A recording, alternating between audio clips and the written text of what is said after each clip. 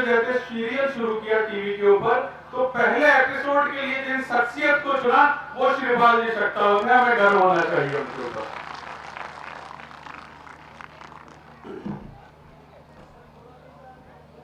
जुझार बल्लूमान सिंह जी की धरती को नमन करता हुआ मैं अपनी बात शुरू करता हूं। सबसे पहले तो मंचस्थ राजऋषि समताराम जी महाराज,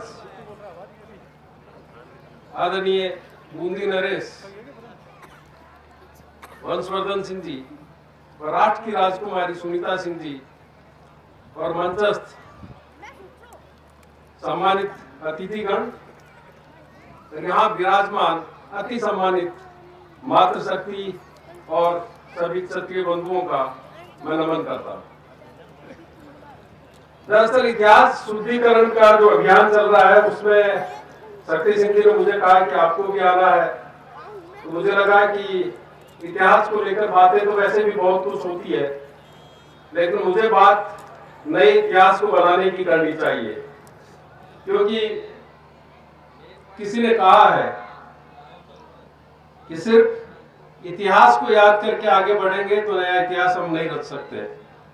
इसलिए मेरा आग्रह है कि मातृशक्ति हमारे इतिहास को रचने में आगे आए, और जिस तरह से हरियाणा की एक बेटी दिव्या तंवर ने तमाम परिस्थितियों से लड़ते हुए आईपीएस बनने का अपना सपना पूरा किया, उसने एक कोट इस्तेमाल किया कि मेरे पास फेल होने का विकल्प ही नहीं था।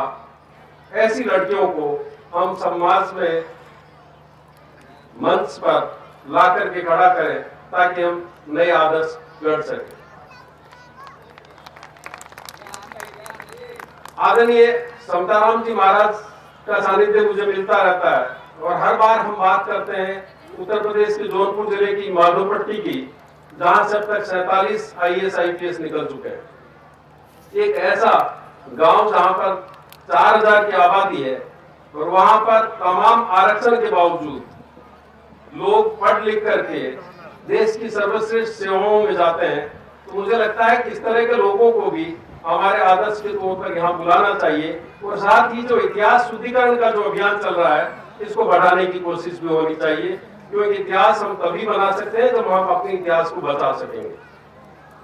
पिछले कुछ सालों से एक षड्यंत्र चल रहा है इतिहास के नाम पर, इतिहास से छेड़छाड़ का।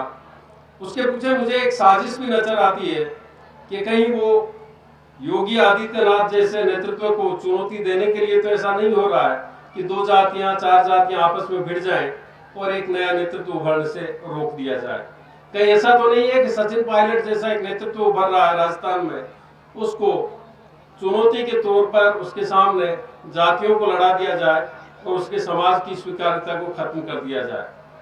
तो हमें इन साजिशों को और षड्यंत्रों को भी समझने की जरूरत है, और साथ ही अपने इतिहास को बचाने की भी जरूरत है। मैं अभी थोड़ी देर पहले राजा साहब से बात कर रहा था और उनको बता रहा था कि देश के हिस्सों में नहीं, देश में ही नहीं, बाहर के देशों में रहने वाले लोग भी इतिहास को लेकर जो छेड़छाड़ हो रही है उसको लेकर चिंतित है। उन्हें लगता है कि हमारा जो इतिहास है उसको विकृत करने की कोशिश इसलिए की जा रही है कि दूसरों के इतिहास को हमसे बेहतर बताया जा सके और हमारे इतिहास को काउंटर किया जा सके। इसलिए मुझे लगता है कि अंजार धनी अजमेर के चक्रवर्ती सम्राट महायोगी अजय पाल देव जी के इस स्मृति समारोह में हम जो इकट्ठे हुए हैं, ये जो अभियान शुरू हुआ है, ये अभियान अकेले भारत में नहीं, दुनिया के अलग अलग हिस्सों में जाएगा। और मैं शक्ति सिंह जी से आग्रह करूंगा कि जो उनका एक सर्च अभियान चल रहा है, जो खोज अभियान चल रहा है, उसमें वो अंजार जो कि लेबनान में है, वहां पर जाकर के भी देखें कि कहीं ऐसा तो नहीं है कि वहां तक हमारी जड़ें फैली हुई। क्योंकि मेरे एक दोस्त हैं जो अफ्रीका में पोस्टेड थे, और उन्होंने कोइन भेजा मुझे जिस पर लिखा हुआ था, जिसका जो स्लोगन था वो जैसलमेर की रियासत से मिलता हुआ था।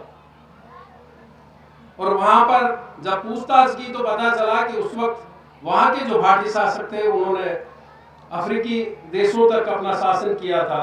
अफगानिस्तान तक के उदाहरण तो मिले ही हैं, शेर सिंह जी राणा आपको बेहतर बताएंगे, क्योंकि उन्होंने जिन परिस्थितियों में पहुंच करके पृथ्वीराज चौहान की समाधि तक पहुंच करके उनको नमन किया। इतिहास के शुद्धिकरण के साथ साथ इतिहास को अच्छी पहचान के साथ अच्छे तरीके से समझने की कोशिश भी हमें करनी चाहिए, लेकिन हमें एक नया इतिहास बचाने की भी जरूरत है।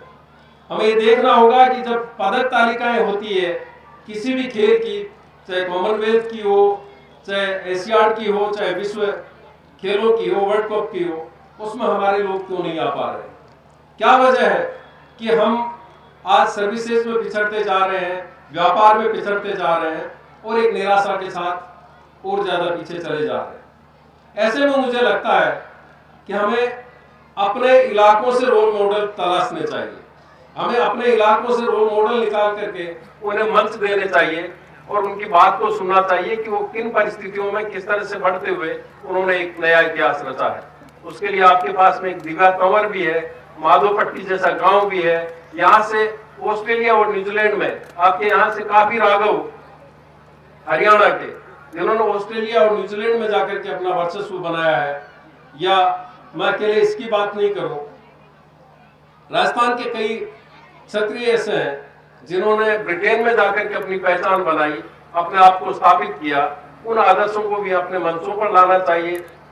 आज दौर अकेले इन्हीं मंचों का नहीं है, हम सोशल मीडिया के जरिए भी उनसे संपर्क कर सकते हैं, उनको अपने मंचों से जोड़ सकते हैं। तो ये कोशिश भी होनी चाहिए। मैं ज्यादा वक्त नहीं लूंगा, मैं इतिहास का विद्यार्थी भी नहीं हूँ और इतिहास को लेकर मेरी ज्यादा दिलचस्पी भी नहीं होती। मैं इन्वेस्टिगेशन में भरोसा करता हूँ, खोजपूर्ण खबरों में भरोसा करता हूँ, इसलिए मेरा फोकस उन्हीं पर रहता है। लेकिन मैं एक आग्रह करके जाना चाहता हूँ कि जिस मन्नत के साथ आप आए हैं वो मन्नत ईश्वर आपकी पूरी करे, अंजार धनी आपकी पूरी करे। खास तौर पर ठाकुर अतरलाल जी, आपकी मन्नत मुझे लगता है कि निश्चित रूप से पूरी होगी। और जो शक्ति सिंह जी अभी फरमा रहे थे कि 7 तरह की बुखार अंजार धनी को याद करने से, उनके मंत्र को याद करने से पूरी हो जाती है, वो 7 तरह की बुखार जो आपके सामने खड़ी हुई है, चुनावों में खड़ी होती है, वो भी इस बार खत्म हो जाएगी, ऐसी मुझे उम्मीद है।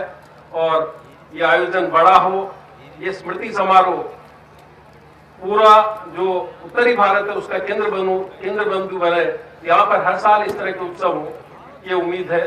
इसी के साथ मैं नमन करते हुए अपना स्थान ग्रहण करता हूँ। बहुत बहुत हेलो, बहुत साधुवाद